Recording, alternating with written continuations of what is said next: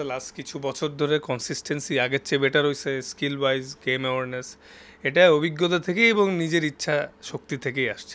আবার একদম কিন্তু তলানিতেও গেছিলাম একটা সময়ে, ভালো খেলে বাদ পড়ে।